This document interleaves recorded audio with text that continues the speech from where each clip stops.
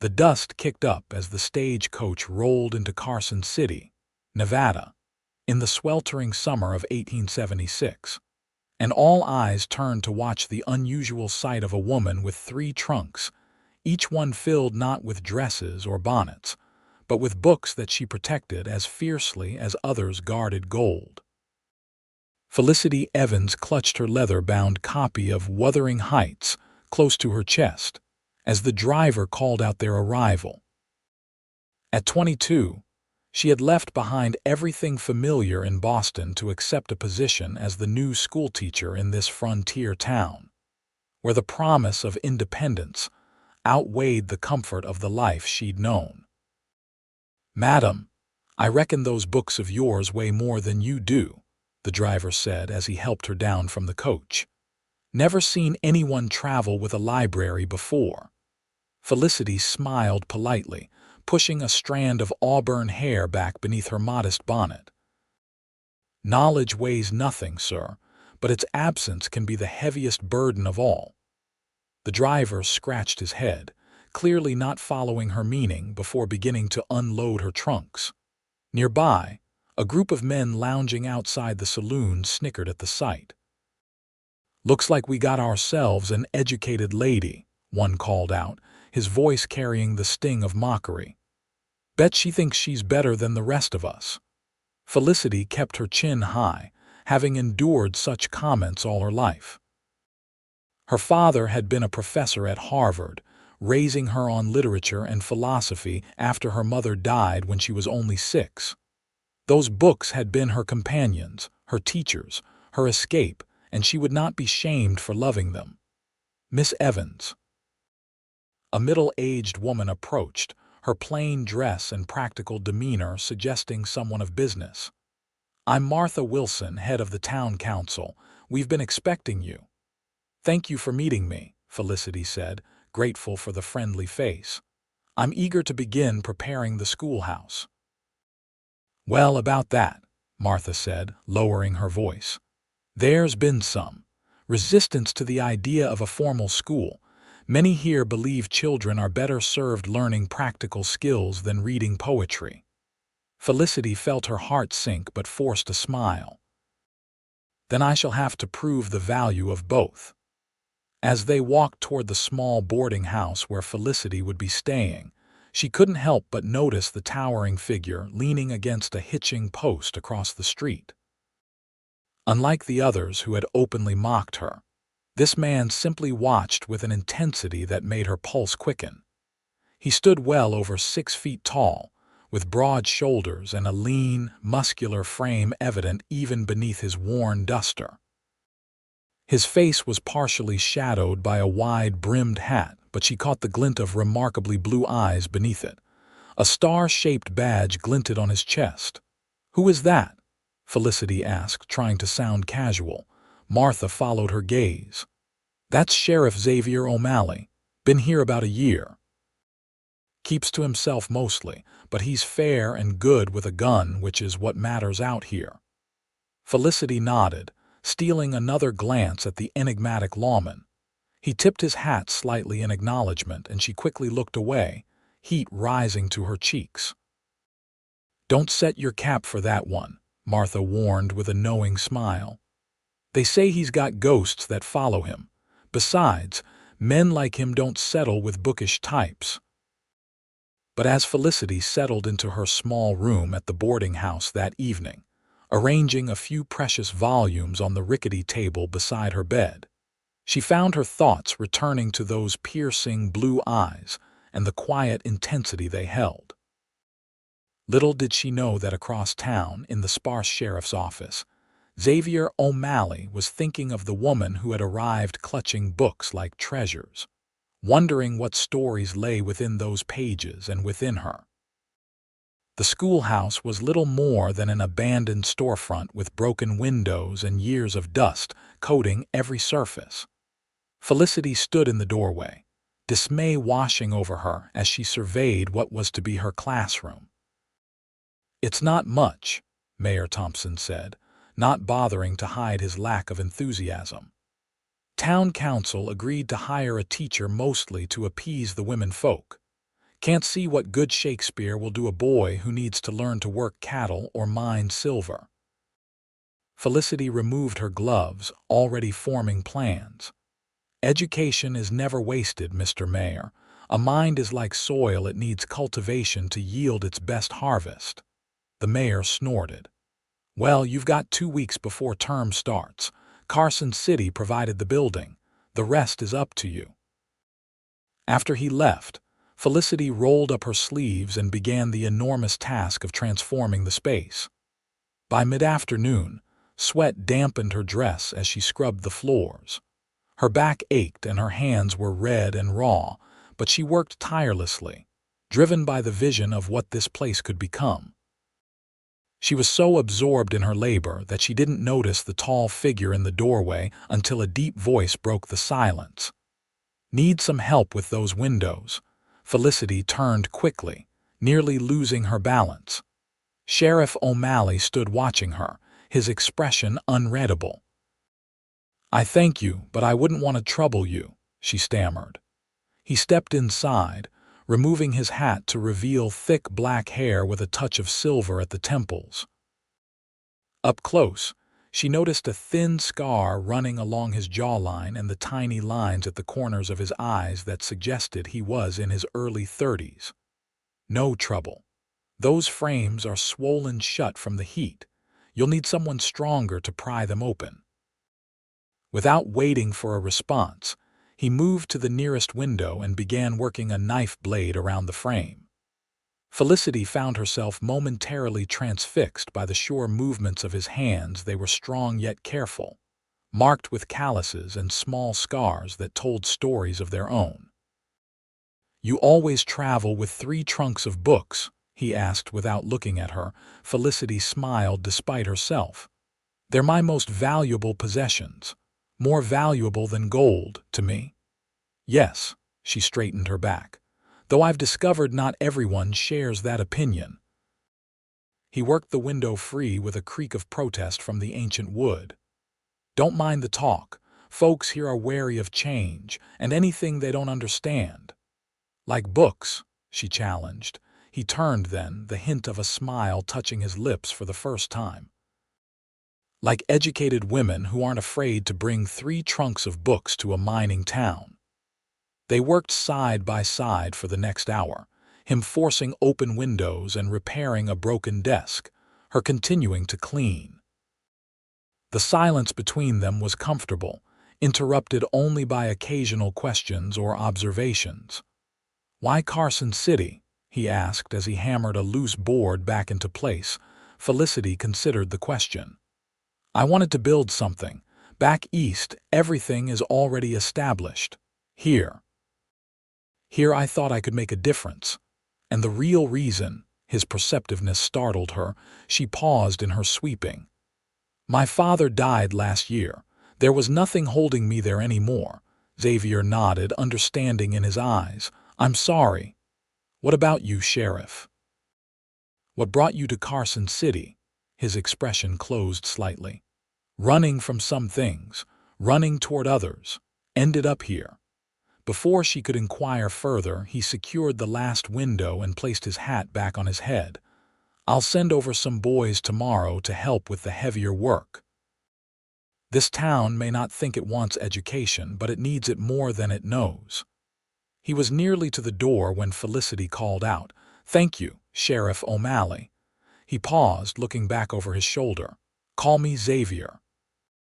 Then he was gone, leaving her to wonder about the man who seemed as complex as any character in her beloved novels. Word of the new schoolteacher and her excessive collection of books spread through Carson City like wildfire. When Felicity ventured to the general store the following day, she felt the stares and heard the whispers. "Got any books on how to be a proper lady?" called a woman from the back of the store, eliciting laughter from the others. "I heard she's got more books than sense," another added. Felicity kept her expression neutral as she purchased supplies for the schoolhouse. She had faced such ridicule before, but it still stung. "Don't you pay them no mind," the shopkeeper said quietly as he wrapped her purchases. My Lily is 8 years old and can't wait to start your school. She's been trying to teach herself letters from the labels on the merchandise. Felicity's heart warmed. I look forward to having her in my class, Mr. Johnson. As promised, Xavier had sent over several boys, all teenagers who clearly would have preferred to be elsewhere to help with the schoolhouse repairs. By the end of the week, the building had been transformed. Fresh whitewash brightened the walls, the floors gleamed from scrubbing, and Felicity had arranged desks in neat rows facing a small blackboard. She'd convinced the shopkeeper to order from Sacramento. On her way back to the boarding house one evening, she passed the saloon just as a commotion erupted inside. Moments later, Xavier emerged, firmly gripping a red-faced man by the collar. "You cool off in the cell tonight, Burris," Xavier was saying as he marched the man toward the jailhouse. Burris, clearly drunk, spotted Felicity and leered. "Well, if it ain't the book lady, hey, Sheriff, but she knows some fancy words to describe how you're manhandling me." Xavier's grip tightened visibly. "Show some respect," Burris laughed. "What she need all them books for anyway?" Women got no business filling their heads with ideas. Makes them forget their proper place. Felicity was about to walk away when Xavier stopped, turning Burris to face her. "Apologize to Miss Evans." "I will not," Burris slurred. "Everyone knows reading just ruins women." Makes him uppity, and he didn't finish the sentence because Xavier had shoved him against the nearest post, his voice dangerously low. "Apologize. Now." Something in the sheriff's tone sobered Burris momentarily. "Sorry, miss," he muttered. Xavier resumed marching him toward the jail. As they passed Felicity, the sheriff nodded once. "Evening, Miss Evans." That night, as Felicity prepared for bed, she found herself unable to stop thinking about Xavier's defense of her. It had been years since anyone had stood up for her that way, not since her father had confronted a university colleague who suggested educating women was a waste of resources. The following Monday, Felicity opened the schoolhouse doors for the first day of classes. She had expected perhaps a dozen children at most, given the town's resistance. To her astonishment, 22 pupils filed in, ranging from 6 to 16 years old. Among them was a boy of about 14 who hung back, his clothing more worn than the others, his expression guarded. He reminded her of someone, though she couldn't place who. "Welcome," she said, smiling at him. "And what's your name?" "Thomas," he mumbled. "Thomas O'Malley." Felicity's surprise must have shown on her face because the boy added quickly, "Sheriff's my uncle, said I should come." Before she could respond, the door opened again, and Xavier himself stood there, surveying the room full of children with evident satisfaction. "Just making sure everything's in order," he said, his eyes meeting Felicity's across the room.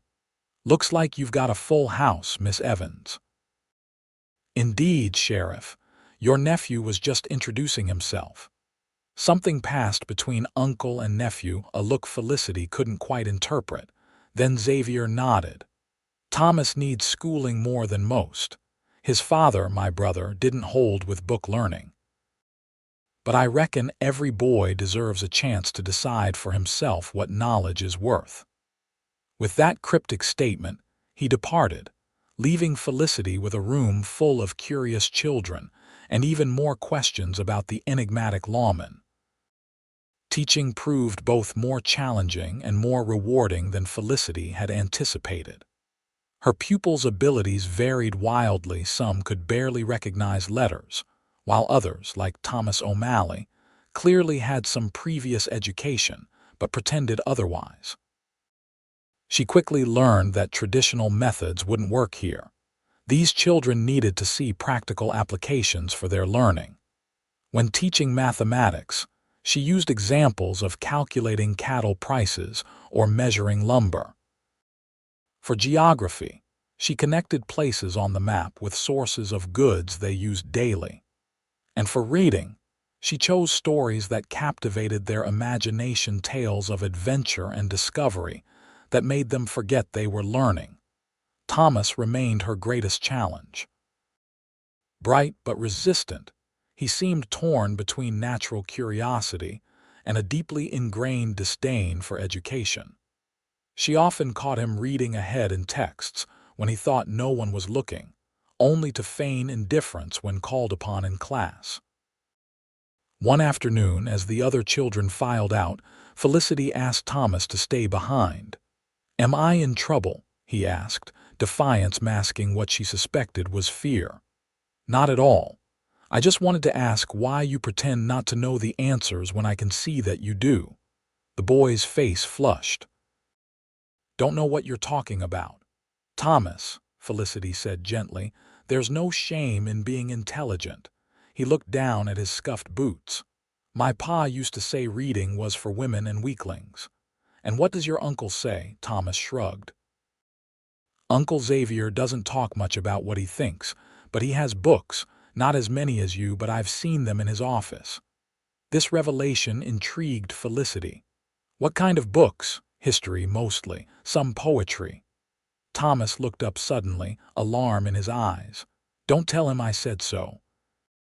"He keeps them hidden." Felicity nodded, a new understanding forming. "Your secret is safe with me.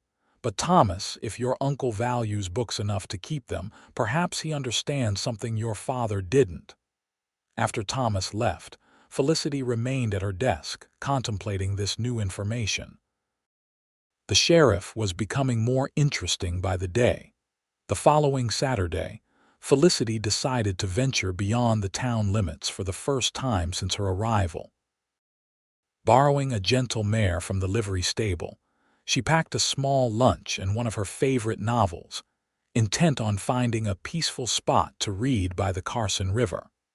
The September day was perfect warm sunshine tempered by a cool breeze from the Sierra Nevada mountains visible in the distance. She found a shaded spot beneath a cottonwood tree and spread her blanket, relishing the solitude after weeks surrounded by people. She was deeply absorbed in her book when the sound of approaching hoofbeats made her look up. Xavier dismounted from his horse several yards away, looking as surprised to see her as she was to see him. "Miss Evans," he greeted her, removing his hat. "Didn't expect to find anyone out this way." "Sheriff," she returned, suddenly conscious of her informal appearance.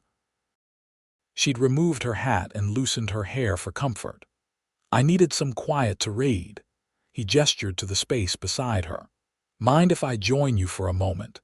Been riding fence lines all morning." At her nod, he settled himself a respectable distance away, stretching his long legs before him. His gaze fell on the book in her lap. "What are you reading?" Felicity showed him the cover. "Jane Eyre."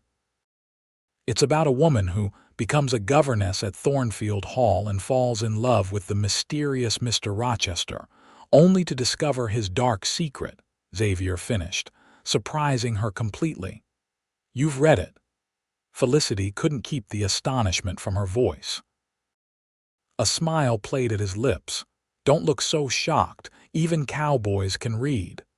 "I didn't mean," she began, flustered. "I know what you meant," he said, his tone softening. "And you're right to be surprised. Most men out here don't have much use for novels. But my mother was a schoolteacher before she married my father. She made sure her sons could read more than just wanted posters." Felicity studied him with new interest. "Thomas mentioned you have books." Xavier's expression tightened slightly. "Boy's been snooping in my things, has he?" "He admires you greatly," Felicity said. "I think he's caught between what his father believed and what he sees in you." Xavier was quiet for a long moment. "My brother Liam was a hard man, believed education made men soft. When he and his wife died in a typhoid outbreak last year, Thomas came to live with me. The boys had enough people telling him what to think. I'm trying to let him figure some things out on his own." "That's why you sent him to my school," he nodded. "That, and the fact that he needs to learn." World's changing, even out here. Man can't get by on just muscle anymore. They sat in companionable silence for a while, listening to the river's gentle flow. Finally, Xavier stood, brushing dust from his trousers. You shouldn't ride out alone, you know. These parts aren't always safe. Felicity raised an eyebrow. I'm perfectly capable of taking care of myself, Sheriff. I don't doubt it, but there are things in these hills more dangerous than anything in your books.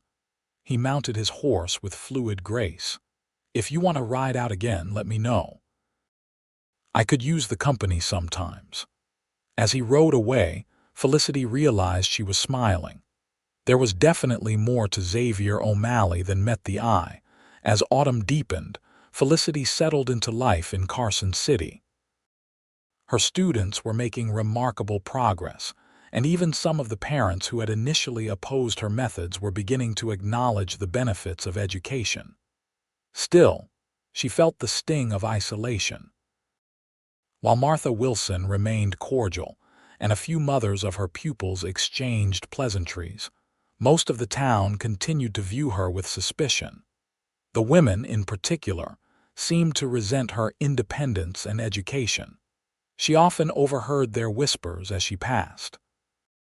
There goes Miss Know-It-All with another book, filling children's heads with nonsense instead of teaching girls to keep house.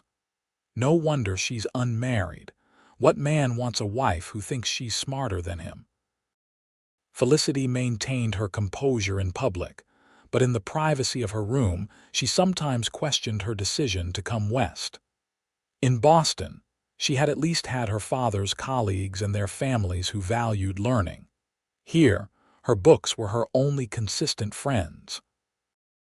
Or so she thought until the Wednesday evening when a knock came at her boarding house door.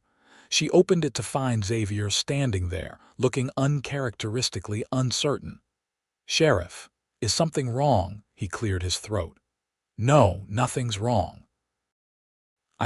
He stopped, seeming to gather his thoughts. "Thomas mentioned you've been teaching the children about ancient Rome." Felicity nodded, confused. "Yes, we're studying classical civilizations. I've got a book, A History of the Roman Empire.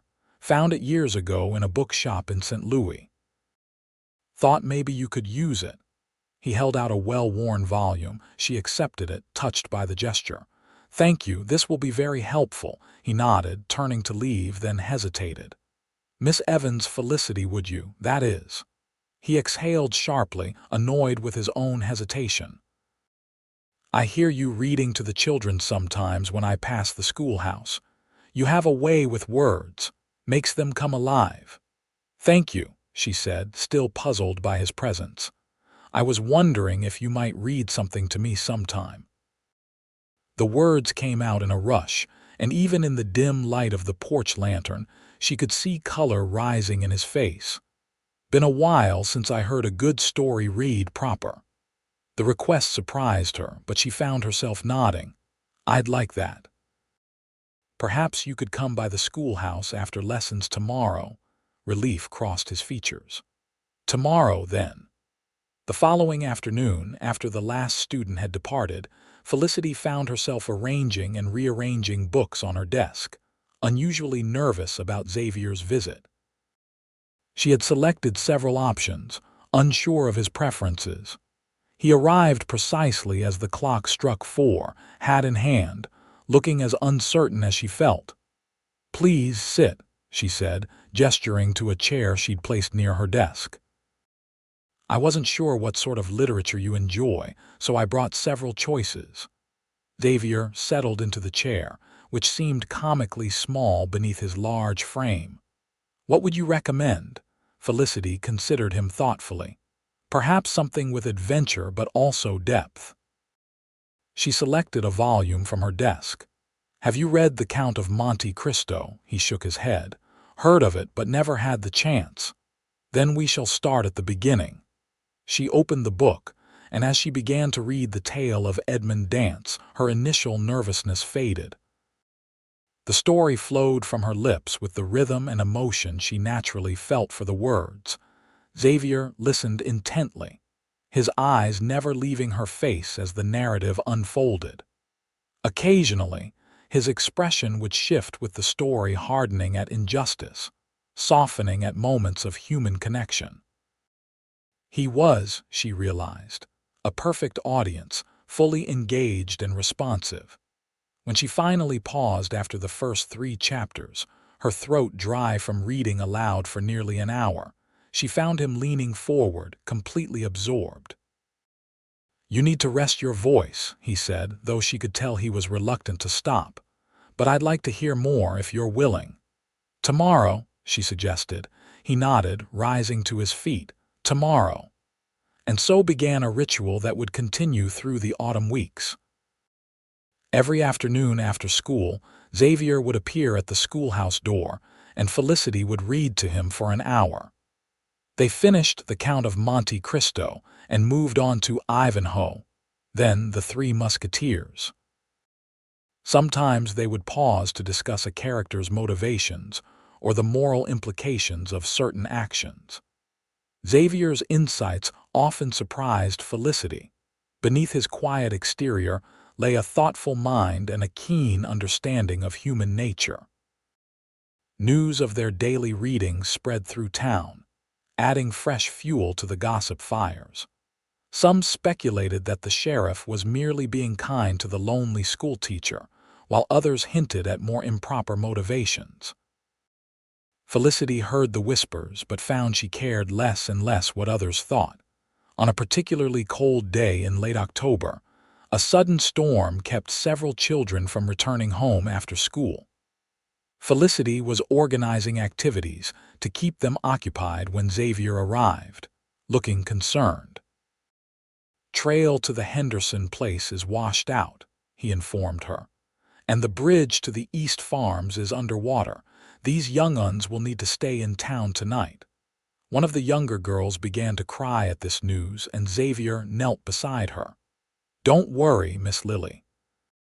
Your ma and pa know you're safe with Miss Evans, and I bet she might read you all a story while we wait for the rain to stop." The child's tears subsided at this suggestion, and all the children looked expectantly at Felicity. "What a wonderful idea," she said, understanding Xavier's intent to distract them from their fears. "What shall I read?" "Something with adventure," called one boy. "And romance," added an older girl. Xavier's eyes met Felicity's over the children's heads. "Something with hope," he suggested softly. Felicity selected a collection of Arthurian legends, and soon the children were seated around her, Xavier joining them on the floor, his long legs crossed like the children's. As she read of knights and honor, of Guinevere and Lancelot, she was aware of his steady gaze and the way the children instinctively moved closer to him, sensing his strength and protection. By the time parents began arriving to collect their children, the storm had passed and stars glittered in the clear night sky. Xavier insisted on walking Felicity back to her boarding house. "Thank you for today," she said as they walked. "You were wonderful with the children." He shrugged.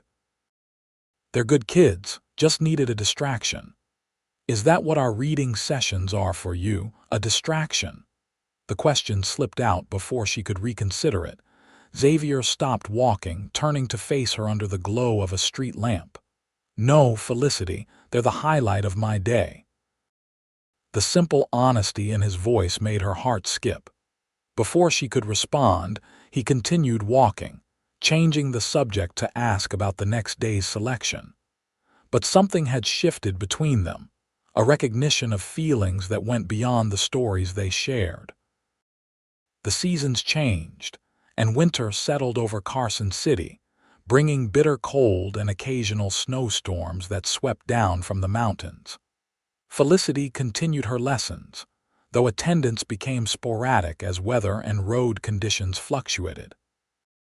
Through it all, Xavier never missed their afternoon reading sessions unless duty called him away. As Christmas approached, excitement filled the schoolhouse. Felicity had organized a Christmas pageant, assigning parts and helping the children create simple costumes. Parents who had once been skeptical now volunteered their time, constructing a small stage and sewing costumes. "You've changed this town," Martha Wilson told her as they worked on decorations. "When you first arrived, half the people thought you'd be gone by winter." "And now?"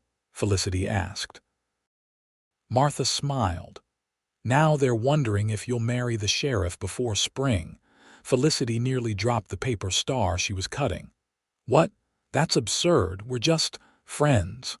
"Friends who spend an hour alone together every day." Martha's eyes twinkled. "The whole town's been watching this courtship unfold, honey. Only ones who don't seem to realize what's happening are you two." Felicity's protests died on her lips as she considered Martha's words. Had she developed feelings for Xavier? Certainly she enjoyed his company, looked forward to their time together, found herself thinking of him at odd moments throughout the day. The realization struck her with the force of a physical blow. She had fallen in love with Xavier O'Malley without even recognizing it happening. But did he feel the same?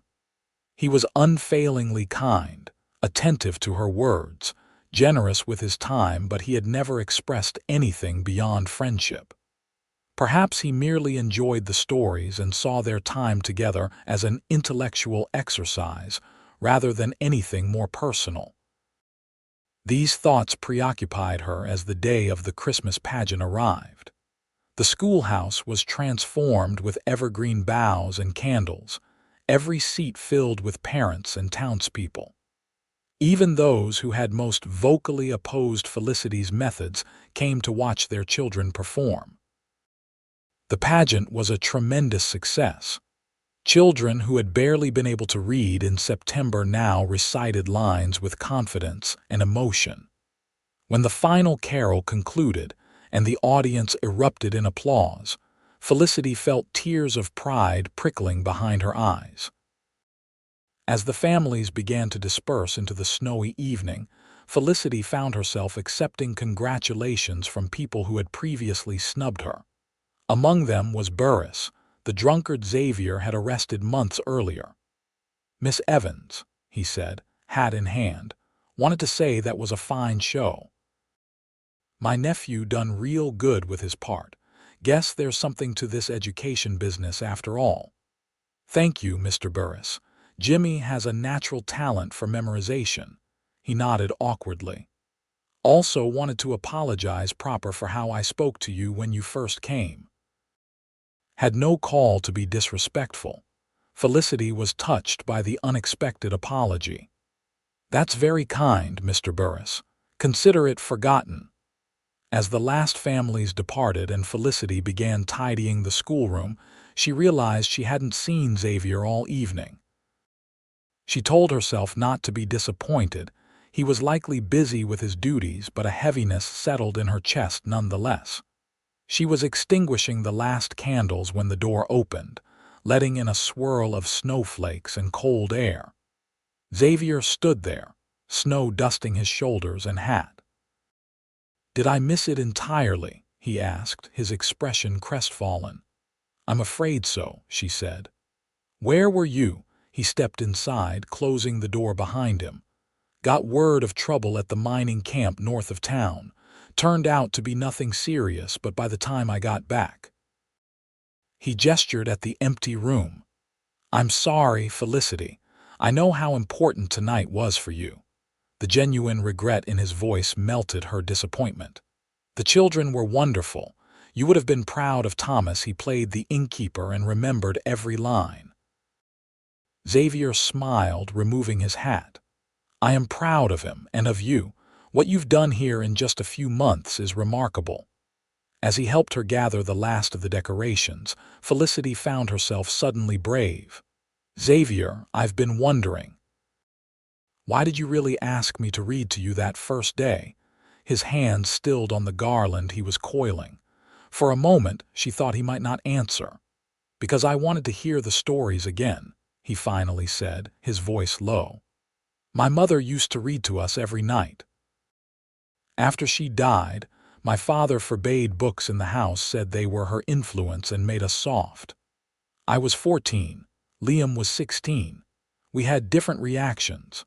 Liam embraced our father's way, all action, no reflection. I kept a few of her books hidden in the stable. He set the garland aside and turned to face her. When I saw you that first day, clutching your book like it was the most precious thing in the world, you reminded me of her. And when I heard you reading to the children, he stopped, emotion making his voice rough. It brought back the only happy memories of my childhood. Felicity moved closer, her heart aching for the boy he had been. And now, why do you still come? His blue eyes held hers steadily. Because somewhere along the way, it stopped being about the stories and started being about the woman reading them. The confession hung in the air between them, changing everything. Xavier, she whispered, not trusting her voice for more. He stepped forward, closing the distance between them. One hand gently cupped her cheek, his touch reverent. I never thought I'd find someone like you, Felicity. Someone who understands that stories aren't just escapes, they're maps for how to live, how to be brave, how to love. And then he was kissing her, softly at first, then with growing certainty as she responded. It was like the perfect resolution to a well-crafted tale, inevitable yet surprising, familiar yet new. When they finally parted, snow was falling harder outside the windows, but neither noticed. In that moment, the world had narrowed to just the two of them, surrounded by the books and lessons that had brought them together. What happens next in our story? Felicity asked, her fingers intertwined with his. Xavier smiled, the most open and unguarded expression she had yet seen on his face. That's for us to write together. As winter deepened into January and February, Xavier and Felicity's courtship became the talk of Carson City. What had begun in private reading sessions now blossomed into public walks, shared meals at the town's small restaurant, and Xavier's regular attendance at school functions. The town's reaction was mixed. Some, like Martha Wilson, expressed delight at the match. Others, particularly those who had resented Felicity's education and independence, muttered disapproval. Never thought I'd see Xavier O'Malley fall for a bookworm, Felicity overheard Mrs. Peterson say to another woman at the general store. What do they even talk about? She's all fancy ideas, and he's a man of action. Probably reads him bedtime stories, the other woman replied with a snicker, not realizing Felicity was within earshot. Such comments stung, but Felicity found them easier to bear with Xavier's steady support. And to her surprise, Thomas proved to be their most enthusiastic advocate. Uncle Xavier smiles now, the boy told her one day after school. Before you came, he hardly ever did that. Felicity was touched by the observation. He has a wonderful smile. I'm glad he shares it more often now. Thomas nodded seriously. Pa always said reading was foolishness, but I think he was wrong about that, same as he was wrong about a lot of things. Their courtship wasn't without challenges. Xavier's duties as sheriff sometimes called him away at odd hours, or for days at a time when trouble arose in the more remote parts of the territory. During these absences, Felicity worried, knowing the dangers he faced in a land where law was still a relatively new concept. One such absence stretched to nearly a week when Xavier rode out with a posse to pursue a gang that had robbed the stagecoach from Virginia City. Each day without word tested Felicity's resolve not to imagine the worst. She was in the middle of a geography lesson when the schoolhouse door opened, and Xavier stood there, trail-worn and weary but whole. The children erupted in excited greetings, but Felicity remained at her desk, overwhelmed with relief and suddenly conscious of maintaining propriety before her students. "Sheriff O'Malley," she said, her voice steady despite her racing heart. "We're pleased to see you've returned safely." His eyes, though tired, warmed as they met hers. "Thank you, Miss Evans. "Sorry to interrupt your lesson." "Not at all. Perhaps you might tell the children about the territories you've just traveled through. It would complement our study of Nevada's geography." And so Xavier found himself giving an impromptu geography lesson, pointing out locations on the classroom map and describing the changing landscape as they had pursued the robbers north into the high desert. The children listened in rapt attention, especially when he described how they had finally captured the gang in a narrow canyon after 3 days of tracking. "Were you scared, Sheriff?" asked 8-year-old Lily Johnson. Xavier considered the question seriously. "Being afraid is natural when facing danger. The trick is to acknowledge the fear but not let it stop you from doing what's right." His answer impressed Felicity. Many men would have denied feeling fear at all, presenting a false image of invulnerability to the children. Xavier's honesty revealed the true courage behind his actions. When the school day ended and the children had gone, Xavier remained, watching as Felicity organized her desk for the following day. "I missed you," he said simply. She looked up, allowing herself at last to show the emotions she'd concealed earlier. "I was so worried." When days passed with no word, he crossed the room in 3 long strides, gathering her into his arms. "I'm sorry. We had to keep moving or lose their trail. There was no way to send word." Felicity pressed her face against his chest, breathing in his familiar scent beneath the dust of the trail. "I know. It's part of who you are, what you do. I realized how much I've come to depend on seeing you each day." Xavier's arms tightened around her. "I've been thinking about that. About us. This past week, riding through the nights, all I could think about was getting back to you." He drew back slightly, his expression serious. "Felicity, I'm not a man of fancy words, but I know what I feel. I love you, your mind, your heart, your courage in coming out here alone, your patience with those who don't understand your passion for books." He took a deep breath. "I'd be honored if you'd consider becoming my wife." Though she had begun to hope for this moment, the reality of it still took her breath away. "Are you certain? People say we're too different, people talk too much and think too little," he interrupted with a wry smile. "We're different in the ways that make us stronger together. You help me see beyond the immediate problem to the larger picture. I help you transform ideas into action." He took her hands in his. "Besides, who else would read to me every night for the rest of my life?" Felicity laughed, joy bubbling up inside her. "When you put it that way, how could I possibly refuse? Yes, Xavier O'Malley, I will marry you." His kiss sealed the promise, and for a moment the schoolhouse faded away, along with all the doubts and challenges they had faced. When they finally parted, Xavier pressed his forehead to hers. "There's something else," he said. "I've been offered the position of federal marshal for the territory. It would mean more responsibility but also more stability. A proper home instead of rooms above the jail." Felicity considered this news. "Would you still be based in Carson City?" He nodded. "Yes, though I'd travel more. The territory needs good lawmen, Felicity, men who believe in justice rather than just force." "Then you should accept," she said firmly.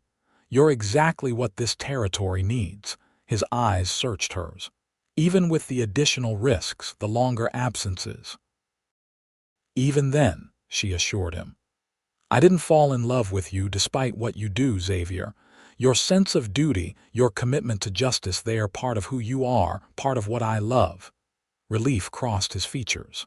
"I've already sent my acceptance, but I wanted your blessing." "You have it," she said, "along with my heart." News of their engagement spread quickly through Carson City. That Sunday, when they attended church together, seated beside Thomas in the O'Malley family pew, Felicity was aware of the many eyes upon them. Reverend Miller even seemed to direct part of his sermon their way, speaking of unions between different types of souls, and how God's wisdom often brought together those who complemented rather than mirrored one another. After the service, as they stood receiving congratulations, Martha Wilson embraced Felicity warmly. "I knew from the first day I saw you two notice each other that this would happen," she said, beaming. "When are you planning the wedding?" Xavier and Felicity exchanged glances. "We thought perhaps when school lets out for the summer," Felicity answered. "Early June." "So long," Martha looked disappointed. "That's nearly 3 months away." Xavier's hand found the small of Felicity's back. "Some things are worth waiting for, Mrs. Wilson." As winter gave way to spring, Felicity found herself balancing wedding preparations with her teaching duties and helping Xavier establish their future home. He had purchased a small house on the edge of town, nothing grand, but solidly built with plenty of room for his books and hers to finally share shelves together. Thomas would continue to live with them, a prospect that delighted rather than daunted Felicity. The boy had grown so much in confidence, and learning over the months that she had difficulty reconciling him with the sullen youth who had first entered her classroom. One evening in late April, as they worked together to prepare the house, Thomas approached Felicity with an unusually serious expression. "Miss Evans, Felicity, can I ask you something important?" She set aside the curtain she was hemming. "Of course, Thomas. Anything." The boy fidgeted with the edge of his shirt. "When you and Uncle Xavier get married, would it be all right if I called you Aunt Felicity?" Tears sprang to her eyes at the unexpected question. "Oh, Thomas, I would be honored, truly honored," he nodded, relief evident in his posture. "Good. Because I've been practicing saying it in my head, and it sounds right." Felicity impulsively hugged him, and after a moment of awkward surprise, the boy returned the embrace. "You know," she said as they separated, "your uncle mentioned that you might like to have the small room upstairs for a library of your own. We could line the walls with shelves for whatever books interest you most." Thomas's eyes widened. "My own library, really? Really?" "Every young scholar needs a place to think and read in peace." The boy's expression became thoughtful. I think maybe I'd like to be a lawyer someday, help make sure the law's fair for everyone." "That's a wonderful ambition," Felicity said. "It would require a great deal of reading and study." "I don't mind that part," Thomas admitted with a small smile. "Not anymore." As their wedding day approached, Carson City experienced a sudden influx of visitors. Word had spread throughout the territory that the newly appointed federal marshal was marrying the schoolteacher who had transformed education in the region, and it seemed everyone wanted to witness the event. The Saturday before the wedding, a special delivery arrived at the schoolhouse, a large crate addressed to Felicity. Inside, she found a beautiful set of leather-bound classics and a note from Professor Williams, her father's oldest colleague at Harvard. "Dear Miss Evans, soon to be Mrs. O'Malley, news of your accomplishments has reached even our state halls in Cambridge. Your father would be immensely proud of how you've brought learning to the frontier. Please accept this small token for your new home and my warmest wishes for your future happiness." With admiration, Jonathan Williams' Felicity was deeply touched by the unexpected connection to her past life. That evening, as she showed the books to Xavier, she found herself reflecting on the journey that had brought her west. "When I left Boston, I thought I was leaving everything behind," she said, running her fingers over the embossed spines. "I never imagined I would find so much more than I lost." Xavier drew her close. "Life's best stories are the ones we could never predict." Their wedding day dawned clear and warm, a perfect June morning. The little church could barely contain the crowd that gathered to witness the ceremony.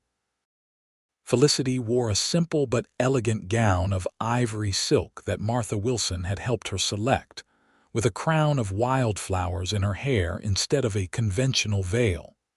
As she walked down the aisle on the arm of Mr. Johnson, who had volunteered to give her away, Felicity's eyes met Xavier's.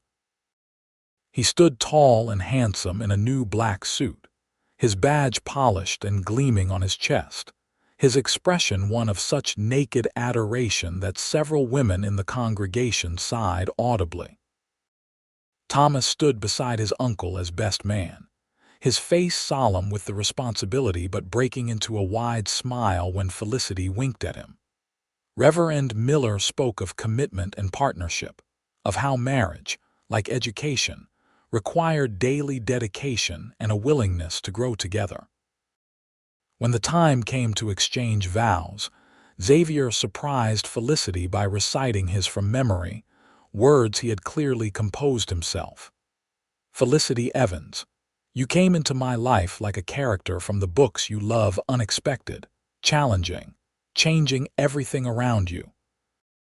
You taught me that strength comes in many forms, and that the greatest adventures happen when we open our minds as well as our hearts. I vow to honor your wisdom, protect your dreams, and walk beside you through whatever chapters life brings us. I will be your partner, your friend, and your most devoted reader until my final breath. Tears streamed freely down Felicity's face as she spoke her own vows, promising to support his work, to create a home filled with both love and learning, and to continue their story together with courage and faith.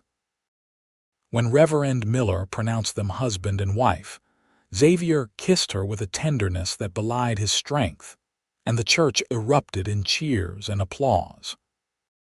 The celebration afterward spilled into the town square, where tables groaned with food contributed by nearly every family in Carson City.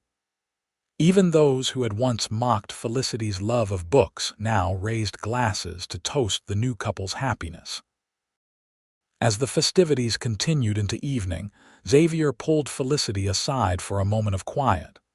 I have something for you, he said, producing a small package from his pocket. A wedding gift.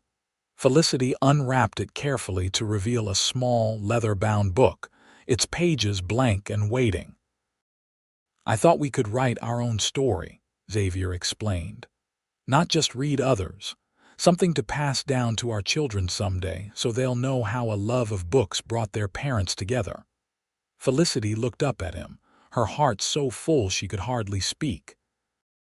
It's perfect, she finally managed. Absolutely perfect. Later that night, as they prepared to leave for their wedding trip to San Francisco, Felicity found herself surrounded by a group of women who had once been her harshest critics. We've been thinking, Mrs. Peterson said, sounding uncharacteristically hesitant.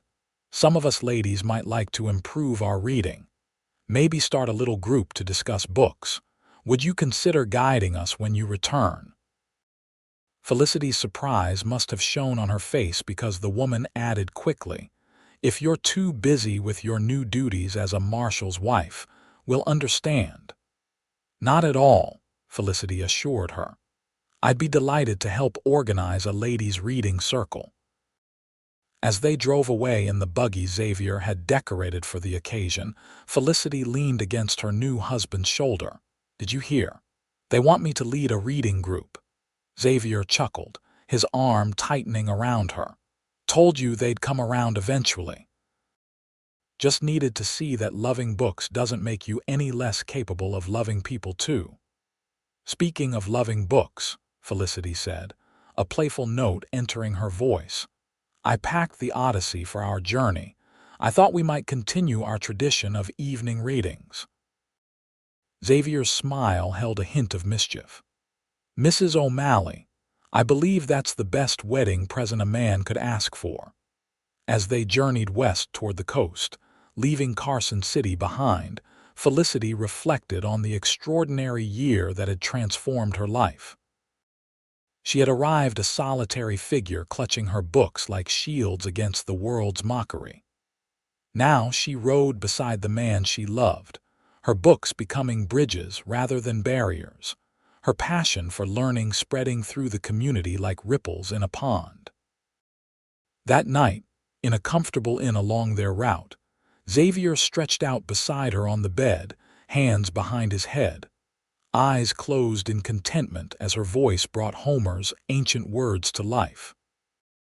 The lamplight cast a golden glow over his strong features as she read of Odysseus's long journey home to his faithful Penelope. When she paused to turn the page, Xavier opened his eyes, his gaze full of wonder. "How did I get so lucky?" he asked softly. "To find someone who makes words dance and breathe," Felicity smiled, leaning down to kiss him tenderly. "I think we found each other precisely when we needed to. Like all the best stories, our timing was perfect."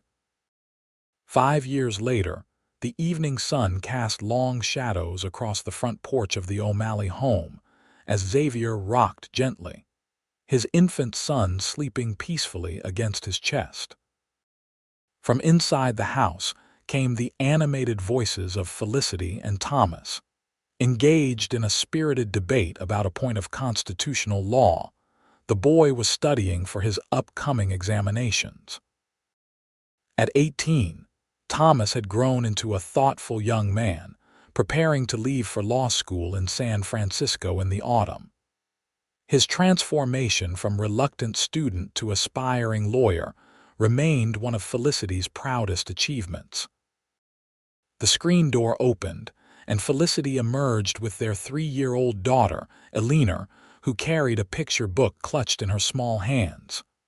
"Papa," the little girl called, running to Xavier. "Story time." Xavier carefully shifted his sleeping son to make room for Eleanor on his lap. "Quietly, little one. Your brother's dreaming." Eleanor nodded solemnly, patting baby James's head with exaggerated gentleness before holding up her book. "Mama says you read tonight." Xavier exchanged a warm glance with Felicity as she settled into the neighboring rocker. In the 5 years since their marriage, they had established a family tradition of nightly readings, taking turns as storytellers. "I believe it is my turn," Xavier agreed, accepting the book. "Ah, The Wind in the Willows, excellent choice." As he began to read, his deep voice giving distinct personality to each animal character, Felicity watched the faces of her children, Eleanor enraptured by the story, baby James sleeping contentedly, and Thomas leaning against the porch rail, pretending indifference but listening nonetheless. Carson City had grown considerably over the years, its dirt streets now mostly planked, its buildings more substantial. The small schoolhouse where Felicity had once taught alone now employed 3 teachers, though she still served as headmistress, balancing her educational duties with motherhood and her role as the marshal's wife. The Ladies' Literary Society, which had begun with just 5 hesitant members, now boasted 27 regular attendees and a waiting list. Even Mrs. Peterson, once Felicity's most vocal critic, now proudly displayed a small bookshelf in her parlor. Xavier's work as marshal remained demanding, but he had assembled a capable team of deputies that allowed him more regular hours with his family. His reputation for fair-minded justice had spread throughout the territory, earning him respect even among those who occasionally found themselves on the wrong side of his law. As the story concluded and the sun dipped below the horizon, Thomas carried a sleepy Eleanor inside to bed, leaving Xavier and Felicity alone on the porch with their infant son. "Another perfect evening," Xavier said, his free hand finding hers in the gathering darkness. Felicity nodded, contentment washing over her. "Who would have thought that all those books I brought west would lead to this? I think about that sometimes," Xavier admitted. "How different life might have been if you hadn't been brave enough to come here, if I hadn't been curious enough to ask you to read to me. If people hadn't mocked me for loving books too much," Felicity added with a small laugh. Their disapproval pushed me to prove the value of education even more strongly. Xavier smiled, the same smile that still made her heart skip after all these years. Remind me to thank them someday. As the first stars appeared in the darkening sky, they sat together in comfortable silence, their hands intertwined, their son sleeping peacefully between them. Around them, Carson City settled into evening routines, a community transformed by the power of stories and the courage of those who believed in them. Inside their home, shelves lined nearly every wall, filled with books old and new. Xavier's hidden treasures now proudly displayed alongside Felicity's beloved classics, and the growing collection of volumes that marked their family's journey together. And on Xavier's desk in his study lay the leather-bound journal he had given Felicity on their wedding day, its pages now filled with 5 years of memories, observations, and dreams for the future. Their own story, written day by day, a testament to the unexpected ways that love could blossom even in the rugged terrain of the American West. "Read to me again tomorrow?" Xavier asked softly, an echo of the question that had started their journey together. Felicity leaned over to kiss him, her answer the same as it had been for 5 years and would be for all the years to come. "Always."